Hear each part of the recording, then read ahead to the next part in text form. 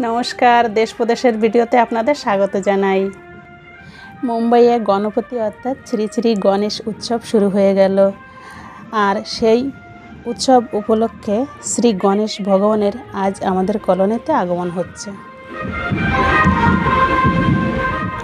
চলুন আপনাদের ভগবান গণেশজির মণ্ডপে যাওয়ার যাত্রা দেখাই।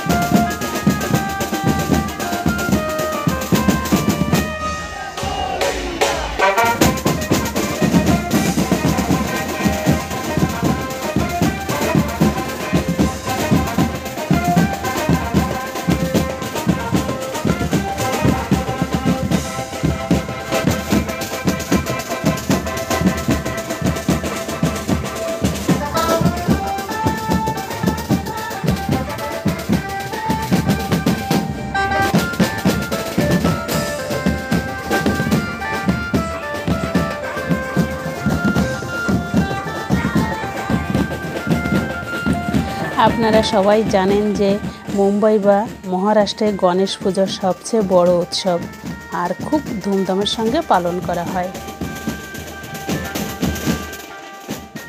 আমাদের বাঙালিদের যেমন দুর্গাপূজা খুব ধুমধামের সঙ্গে উদযাপন করা হয়, এখানেও সেই রকম ধুমধামের সঙ্গে গণেশ পূজা করা হয়।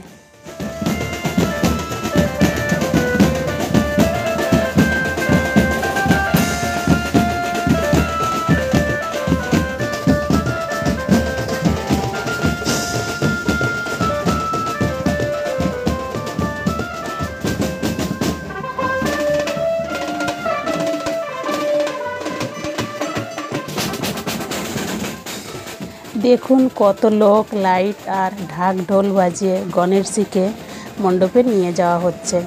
ছোট বড় সবাই এসেছে এই যাত্রা সামিল হওয়ার জন্য।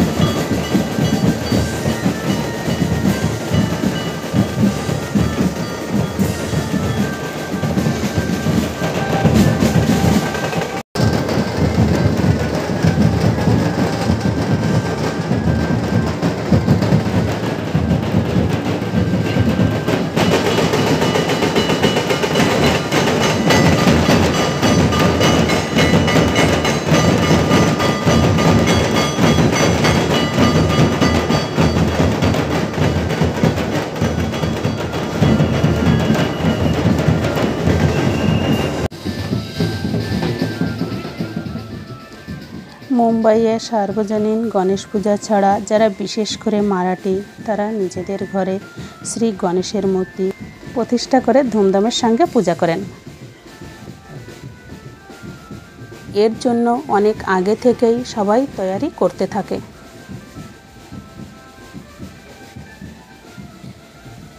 এই সময়ে সবাই নিজের নিজের বাড়ি সাফ সাফাই করে বাড়ির একটা নির্দিষ্ট জায়গা পূজা করার জন্য তৈরি করে। তারপর সেই জায়গাটি ফুল, মালা, লাইট ইত্যাদি দিয়ে সাজানো হয়। তারপর যেদিন পূজা বা তার আগের দিন মূর্তি আনা হয় এবং ভক্তি ভরে পূজা করা হয়।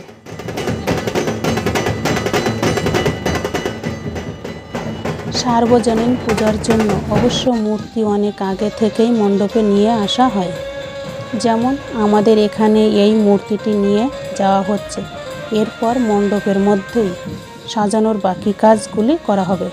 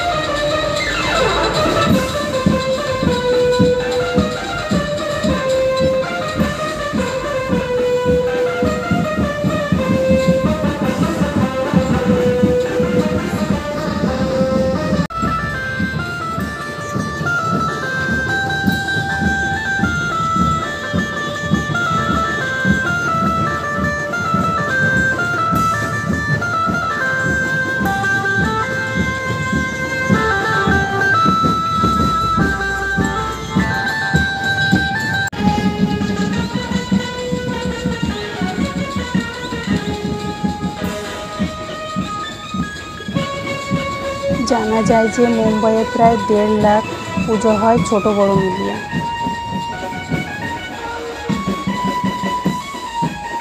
তার মধ্যে কিছু পুজো তো আবার খুব বিখ্যাত, যেমন লালবাগের গণেশ পুজো। এখানে নাকি প্রচুর ভিড় হয় দর্শনের জন্য।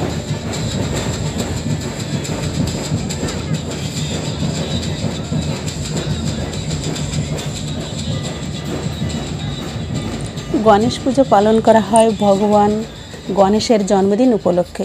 এবছর গণেশ পুজো শুরু হবে 19শে সেপ্টেম্বর। তারপর এখানে নিয়ম অনুযায়ী 1.5 দিন, 3 দিন, 7 দিন এবং 10 দিন ঘরে বা মণ্ডপে শ্রী গণেশ বিরাজ করে। তারপর মহা ধুমধামের সঙ্গে বিসর্জন হয়।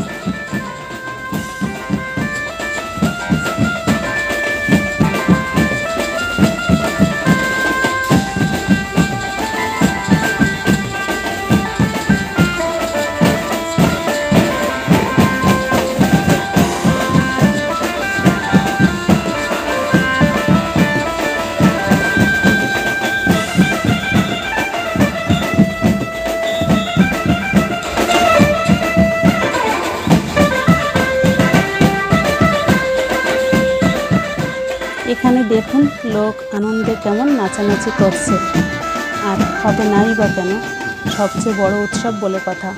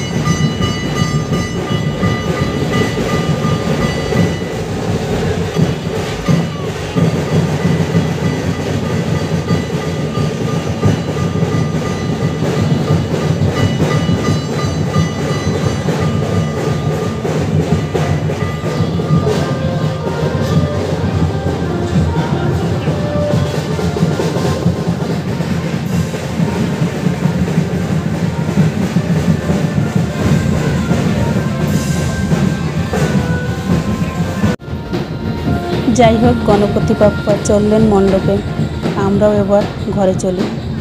গণপতি বাপ্পা মৌরিয়া। সবাই ভালো থাকবেন, আর ভিডিওটি ভালো লাগলে একটু কমেন্ট করে জানাবেন।